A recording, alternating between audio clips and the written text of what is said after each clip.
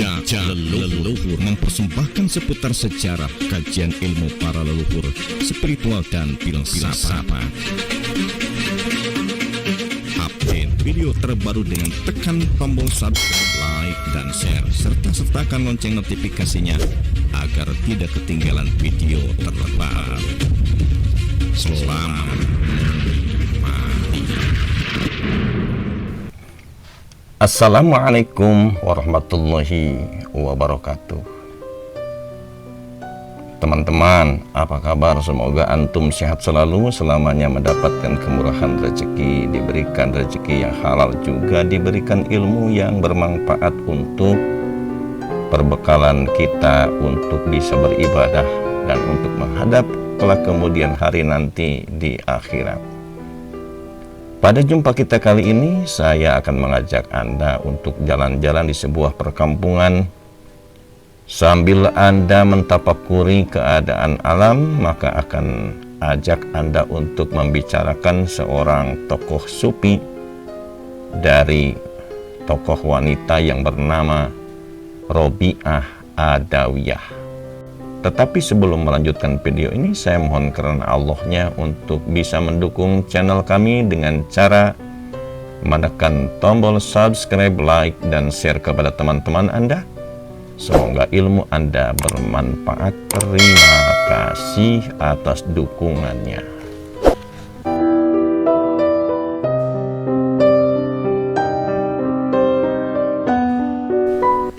Robiah Adawiyah atau Robiah binti Ismail al-Adawiyah, ia dilahirkan di Basrah sekitar tahun 95 Hijriah atau 713 Masehi.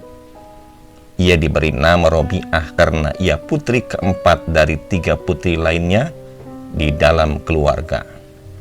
Ia berasal dari keluarga miskin, bahkan pada waktu Robiah dilahirkan, rumah tangga orang tuanya sedang mengalami krisis ekonomi hingga minyak lampu pun tidak dimilikinya.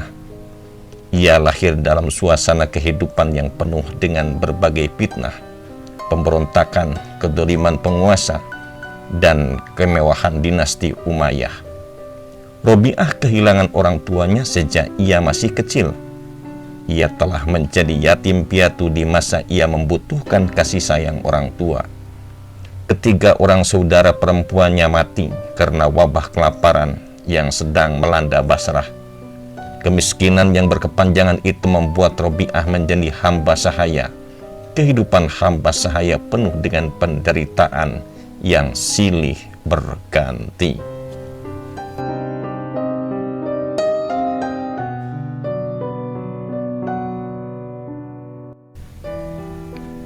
Kemampuan Robiah menggunakan alat musik dan menyanyi dimanfaatkan oleh majikan yang rakus dengan harta dunia.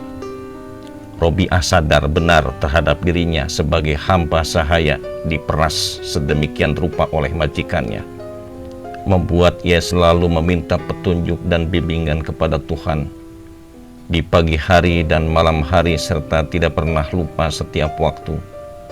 Ia yakin benar bahwa pada suatu saat nanti waktu pertolongan Tuhan akan datang jua, dan Tuhan tidak akan menyia-nyiakan hamba-Nya yang berada dalam penderitaan dan memohon perlindungan selalu mendekat kepadanya.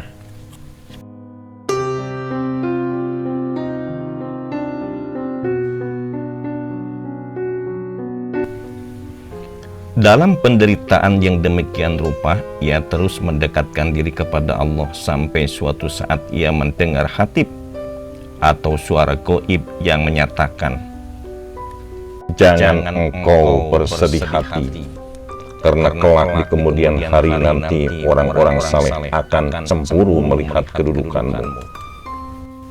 Setiap hari terjadi perubahan dalam diri Robiah.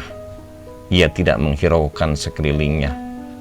Meskipun tugas sehari-hari tetap dilaksanakan, ia tidak lagi memperhatikan dunia. Perubahan itu mulai tercium oleh majikannya.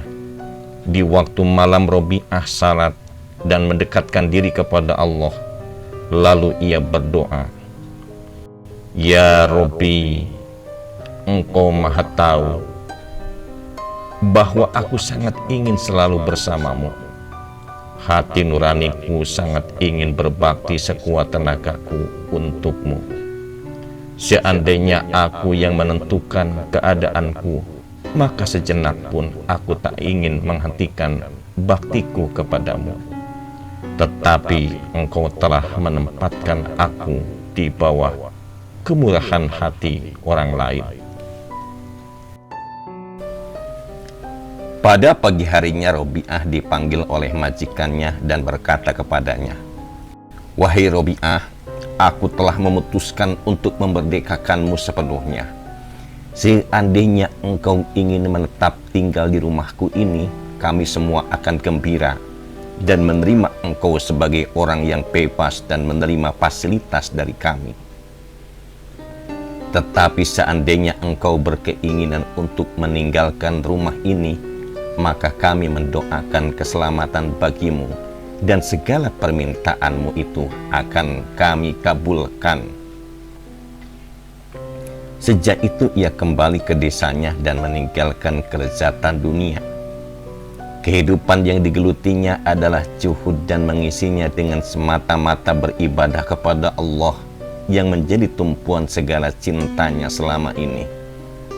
Ia mengatakan, "Aku tinggalkan cintanya Laila dan sudah mengasingkan diri, dan kembali bersama rumahku yang pertama dengan berbagai kerinduan menghimbauku tempat-tempat kerinduan cinta abadi." Suatu hari Robi'ah mendapatkan kiriman uang 40 dinar dari sahabatnya. Ia menangis dan mengangkat tangannya ke atas langit. "Engkau tahu ya Allah, aku tak pernah meminta harta dunia darimu, meskipun kaulah pencipta dunia ini. Lantas bagaimana aku dapat menerima uang dari seseorang, sedangkan uang itu sesungguhnya bukan kepunyaannya?"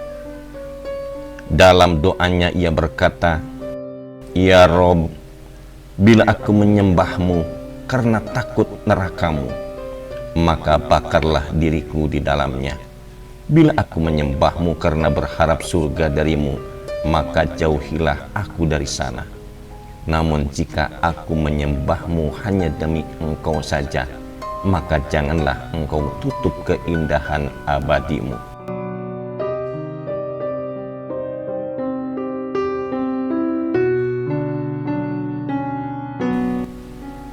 Orang-orang datang ke rumahnya untuk meminta petuah-petuah dan pelajaran darinya, atau sekedar silaturahmi kepadanya. Tokoh-tokoh besar seperti Malik bin Dinar, Sufyan Tsauri datang kepadanya. Robi'ah hadir pada zaman itu sebagai penyeimbang suasana kehidupan yang bergelimang dengan kekayaan harta benda. Kecintaan terhadap dunia, kemewahan istana, dan perkembangannya, disitulah ia berdiri mengembangkan mahabbah cinta hanya kepada Ilahi Rabbi. Sahabat, diceritakan bahwa ada 2 orang pencuri yang menunggunya selesai salat. Setelah ia selesai salat, Robi'ah mengajak mereka berdoa kepada Allah. Akhirnya mereka pun berdoa dan menjadi muridnya. Robi'ah Adawiyah meninggal pada tahun 1085 Hijriah atau 801 Masehi. Sahabat, di dalam sejarah ternyata kebanyakan yang diceritakan adalah para wali itu kaum pria. Tapi ternyata Robi'ah Adawiyah, beliau sebagai ahli sufi juga terkenal sebagai waliyah. Jadi untuk mendapatkan kepangkatan di hadapan Allah, saya dukung kepada para wanita-wanita, rajinlah beribadah dan jangan lupa berguru untuk mendapatkan kepangkatan di hadapan Allah Subhanahu wa Ta'ala. Saya dari tim Jejak Leluhur mengucapkan terima kasih atas segala perhatiannya. Mohon maaf atas segala kekurangan. Saya mohon undur dari pemirsa dan kita lanjutkan pada sesi yang lain. Billahi taufiq wal hidayah. Wassalamualaikum warahmatullahi wabarakatuh.